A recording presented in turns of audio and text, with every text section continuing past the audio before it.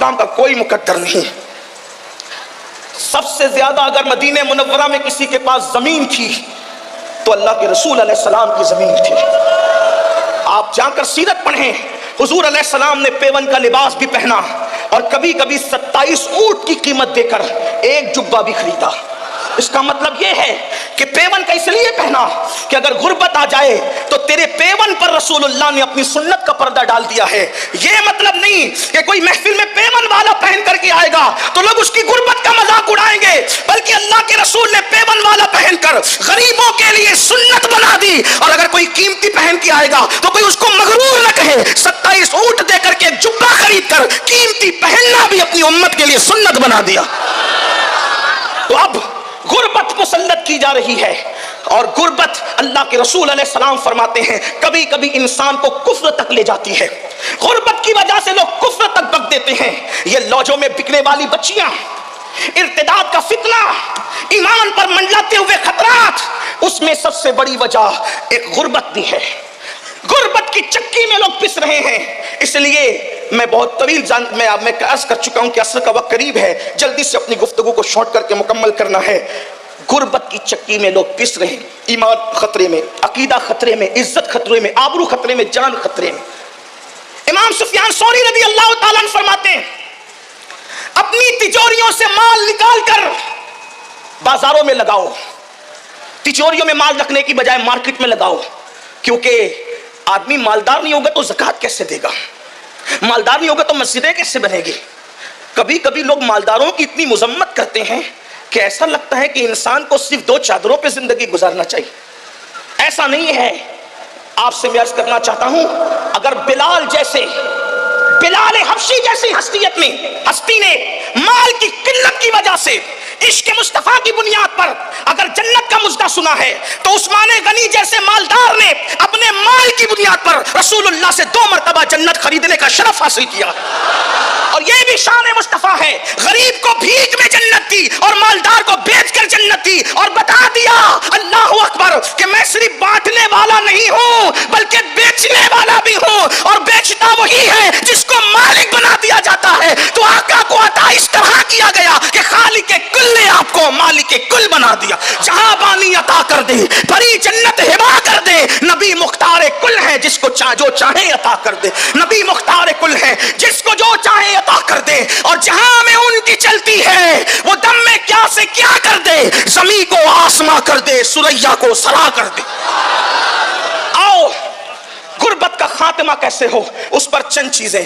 Number 1, غربت کے خاتمے کی کوشش کرنا ہے, بالخصوص نئی جنریشن کو, نئی نسل کو.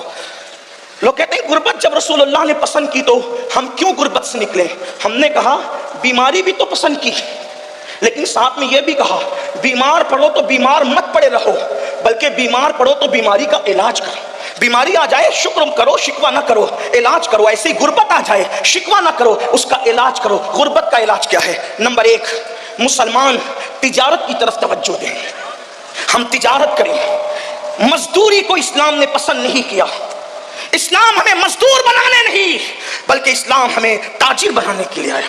اسلام ہمیں مالدار بنانے کے لیے آیا. آپ کو نہیں پتا اللہ کے رسول کی محنتوں نے اتنا مالدار کر دیا تھا کہ جب بحرین سے حضرت ابو ہریرہ آئے تو بیت المال کے لیے 7 لاکھ درہم لے کر کے آئے اپنے ساتھ. تو حضرت ابو ہریرہ کو فاروق اعظم نے ہنس کے کہا, ہنس کر کے کہا کہ ان کی طبیعت میں کچھ بھولا پن تھا, تو ہنس کر کے کہا کہ ابو ہریرہ تو کہتا ہے 7 لاکھ درہم لایا ہے تو تجھے گنتی بھی آتی ہے؟ تو آپ نے غصے میں کہا جذبات کے اندر 1 لاکھ 1 لاکھ 1 لاکھ 1 لاکھ 1 لاکھ 1 لاکھ 1 لاکھ بتا کتنا ہوا؟ کہا 7 ہوا. تو کہا اتنا ہی لایا. ابو ہریرہ جیسی ہستی. اس کے بعد فاروق اعظم نے اس کے بعد اللہ اکبر شہریوں کو پینشن کا سسٹم شروع کیا, وظیفے کا سسٹم شروع کیا. یہ آج یورپ کے اندر لوگوں کو وظیفے دیے جاتے ہیں, یہ کسی کی اپنی ذاتی کمال کی بات نہیں ہے. اگر شہروں میں وظیفے تقسیم ہوتے ہیں تو اس میں سب سے پہلے شروع کرنے والی ہستی عمر ابن خطاب کی ہستی ہے. ایک بات اور مجھے یہاں بڑی خوبصورت یاد آئی.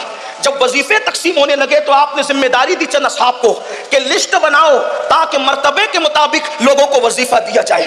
तो लोगों ने पहले बदरी फिर उहद के इसी तरीके से तरतीबवार जो है वो बनाया। फारूक आजम ने देख के कहा ये लिस्ट नहीं है, का फिर फरमाया ऊपर उनका नाम लिखो जो रसूलुल्लाह के खानदान के सबसे ज्यादा करीब है।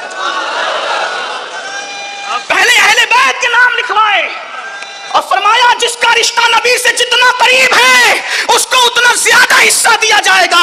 और अज़वाज मुतहरात को साबिक़ून अव्वलून मुजाहिदीन के बराबर वजीफा अता करके बताया कि सहाबा वो थे जिनके दिलों में अहले बैत से नफरत नहीं थी, बल्कि सहाबा तो थे वो जिन्होंने सबसे ज्यादा अहले बैत से मोहब्बत की है। और अहले बैत से जितनी मोहब्बत असहाबे मुस्तफा ने की है 14वीं सदी में कोई उसका तसव्वुर नहीं कर सकता।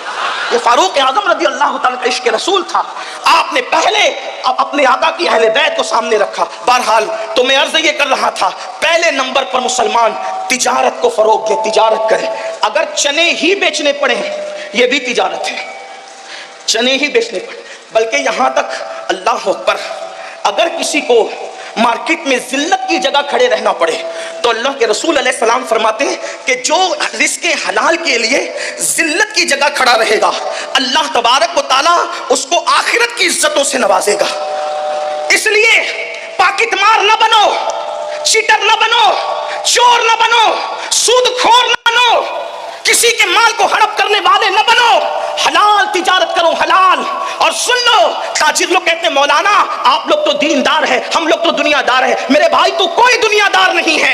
अगर तू अपने बाल बच्चों को मोहताजी से बचाने के लिए हलाल तिजारत कर रहा है तो तू कोई दुनियादार नहीं है। मुसल्ले पे नफल कर पढ़ने वाले को उतना अजर नहीं मिलता जितना रिज़्क़े हलाल कमाने वाले को अल्लाह अजर अता फरमाता है। इमाम गजाली लिखते हैं कि जब कोई बंदा थक कर अपने घर पे वापस आता है हलाल रोजी कमाकर तो उसके पसीने की वजह से अल्लाह उसके थकन की बुनियाद पर उसके गुनाहों की मगफिरत फरमा देता है। वाकया बयान करना मकसूद नहीं, आपने सुना होगा एक लकड़हारे के हाथ लकड़ियां काटते हुए सख्त हो गए, अल्लाह के रसूल ने उन हाथों को चूम लिया। नमाज की अहमियत अपनी जगह है, लेकिन बहैसियत नमाजी हुजूर ने किसी के हाथ नहीं चूमे, बहैसियत साइम रोजेदार हुजूर ने किसी के हाथ नहीं चूमे, बहैसियत मुजाहिद हुजूर ने किसी मुजाहिद के हाथ नहीं चूमे। लेकिन रिज़्क़े हलाल कमाने में जिसके हाथ सख्त हो गए थे हुजूर अलैहिस्सलाम ने उनके हाथों को चूमकर मोहब्बत का इजहार फरमाया और बता दिया गया जो हाथ हलाल कमाने में सख्त हो जाते हैं अल्लाह उस पर जहन्नम की आग को हराम फरमा देता है।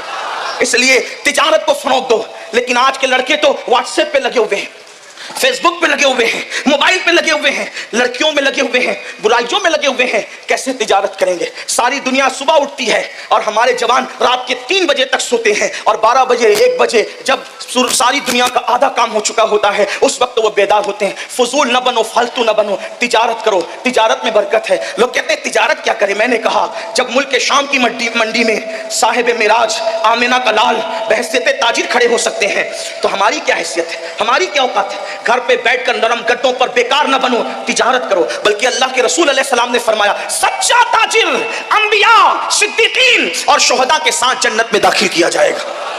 सच्चे ताजिर को नबियों के साथ जन्नत में दाखिले की बशारत। इसलिए सच्चे ताजिर बनो। और एक बात आपसे कहता हूं, माल कमाओ लेकिन हराम और हलाल में तमीज करो। ये नहीं कि जंगली रमी से भी माल आ रहा है तो ले लो, जुए से भी आ रहा है तो ले लो। नहीं, जुआ हराम है और जुआ तबाह होगा, जुआ बर्बाद होगा, सूद हलाक होगा, सूद बर्बाद होगा। इसलिए हलाल जरिए से शॉर्ट टाइम में करोड़पति बनने के चक्कर में, इजी मनी के चक्कर में, रातों रात करोड़पति बनने के चक्कर में इस्लाम से हटकर कोई दूसरा रास्ता इख्तियार न करना, वरना तबाह हो जाओ। हराम आता नजर आता है लेकिन उसमें बरकत नहीं होती। क्या आपने बार बार नहीं सुना अल्लाह अकबर, सूअर के कितने बच्चे पैदा होते हैं, कुत्ते के कितने बच्चे पैदा होते हैं, लेकिन वो हराम है, उसमें कोई बरकत नहीं। हर दरवाजे पर ना सूअर नजर आता है, ना हर दरवाजे पे कुत्ता नजर आता है। लेकिन अल्लाह अकबर, बकरियां हलाल है, हर साल करोड़ों अरबों खरबों की तादाद में ज़बह होती है, उसके बावजूद भी हर दरवाजे पर कम बेश नजर आती है। वजह हलाल है तो अल्लाह ने उसमें बरकत अता फरमाई है। इसलिए हलाल को लाजिम पकड़ो। अल्लाह अकबर। पहले नंबर पर तिजारत, جلدی جلدی سے گفتگو اینڈ کی طرف جاتی ہے۔ دوسرے نمبر پر زراعت، اس لیے کہ اگر تجارت نہیں کر سکتے تو چلو کسان بن جاؤ، زراعت کا پیشہ اختیار کرو۔ ہمارے ابا جان حضرت آدم علیہ السلام نے زراعت کا پیشہ اختیار فرمایا۔ اللہ اکبر، انبیاء الگ الگ پیشے سے وابستہ رہے۔ اللہ اللہ، حضرت آدم علیہ السلام زراعت کرتے تھے۔ اچھا، زراعت اور کسان بننے میں فائدہ کیا ہے؟ ایک تو وہ پیسہ بھی دیتا ہے اور دوسرا اجر بھی دیتا ہے۔ یعنی آپ نے جو پودا بویا ہے، آپ نے جو درخت لگایا ہے، جب تک وہ تر رہے گا وہ اللہ کا ذکر کرے گا، جب تک ذکر کرے گا آپ کے نام اعمال میں ثواب لکھا جاتا رہے گا۔ جو اس کے سائے میں بیٹھے گا آپ کو ثواب ملے گا، جو اس کے پھول کی خوشبو سونگے گا آپ کو ثواب ملے گا، جو اس کا پھل کھائے گا آپ کو ثواب ملے گا۔ حتیٰ کہ اگر اس سے چڑیا بھی دانا چگے گی، اللہ آپ کو اس کا بھی اجر عطا فرمائے گا اور صدقے کا اجر عطا فرمائے گا۔ یہاں تک کہ درخت لگا کے مر جاؤ گے تو مرنے کے بعد بھی جب لوگ اس سے فائدہ اٹھائیں گے تو اللہ آپ کی قبر میں آپ کو آرام عطا فرمائے گا۔ پیسے بھی آ رہے ہیں اور اجر بھی مل رہا ہے، یہی مذہب اسلام کی خصوصیت ہے۔